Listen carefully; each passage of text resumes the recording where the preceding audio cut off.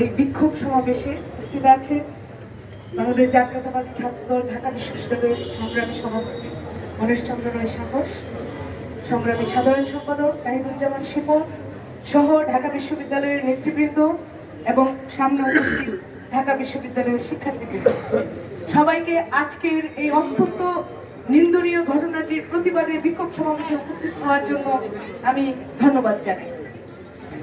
প্রিয় উপস্থিতি, স্বৈরাচার পতনের পরবর্তীতে যে বাংলাদেশ তৈরি হয়েছিল, আমরা নারীরা প্রত্যাশা করেছিলাম সেই বাংলাদেশটি হবে একটি সুন্দর সুষ্ঠু রাষ্ট্র, যেখানে নারীরা নিরাপদ থাকবে, যেখানে আমাদের মত প্রকাশের স্বাধীনতা থাকবে, আমাদের চলাফেরার স্বাধীনতা থাকবে, আমাদের পোশাকের স্বাধীনতা থাকবে।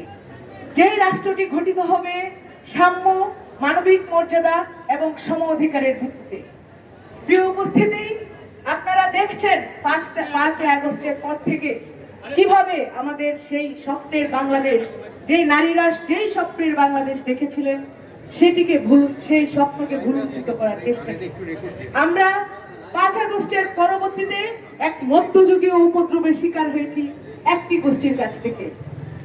প্রিয় উপস্থিতি, সেই গোষ্ঠীটি স্বাধীনতায় বিশ্বাস করে না, সেই গোষ্ঠীটি নারীদের স্বাধীনতায় বিশ্বাস করে না, নারীদের চলাফেরায় বিশ্বাস করে না।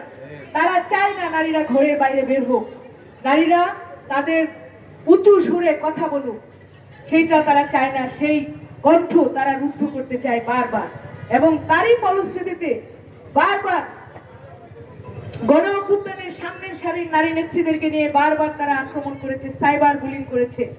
এমন কোন নারী নেত্রীকে চিনি না আমি যিনি তার কমেন্ট বক্সটি পাবলিক করে রাখতে পারেন যাতে মানুষ কমেন্ট করতে পারে। সেইখানে এসে অসভ্যের মতো, জানোয়ারের মতো তাদেরকে নিয়ে নোংরা কমেন্ট, তাদের শরীর নিয়ে, তাদের পোশাক নিয়ে, তাদের চরিত্র হননের চেষ্টা করার মধ্য দিয়ে। সংগ্রামী বন্ধুগণ, আমরা বারবার সেই সবের প্রতিবাদ করেছি।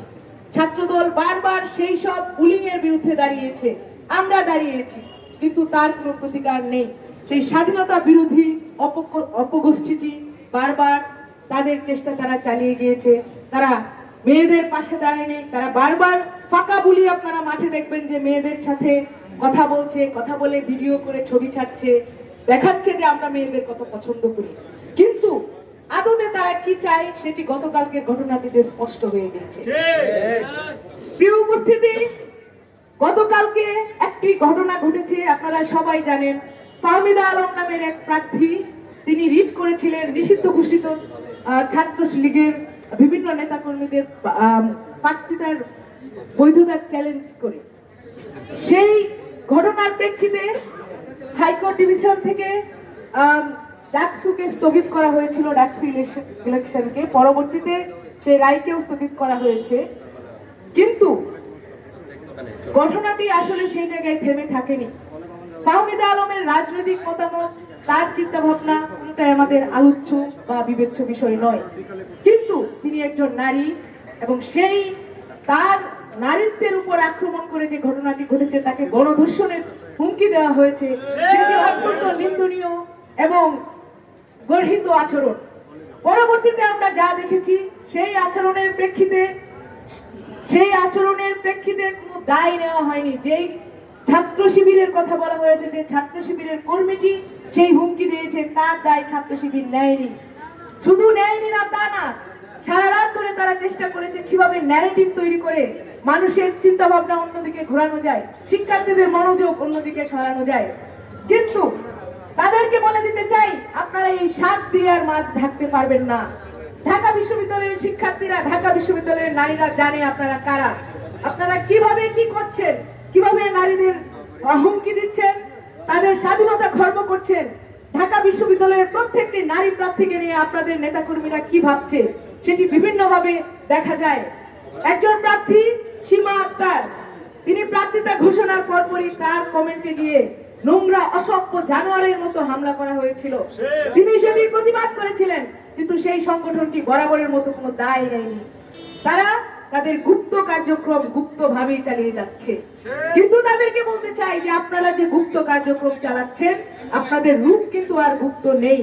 আপনারা স্বরূপে ঢাকা বিশ্ববিদ্যালয়ের নারীদের সামনে নিজেদের রূপ প্রকাশ করে ফেলেছেন, দাঁড়িয়ে পড়েছেন।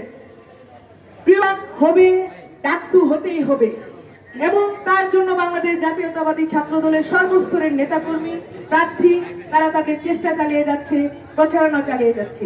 যে অপগোষ্ঠীটি নারীদের আক্রমণের মাধ্যম দিয়ে নারীদেরকে হেনস্থা করে ডাকসুকে বন্ধ করতে চায়, তাদের উদ্দেশ্য বলে দিতে চায় যে আপনারা সেটি পারবেন না।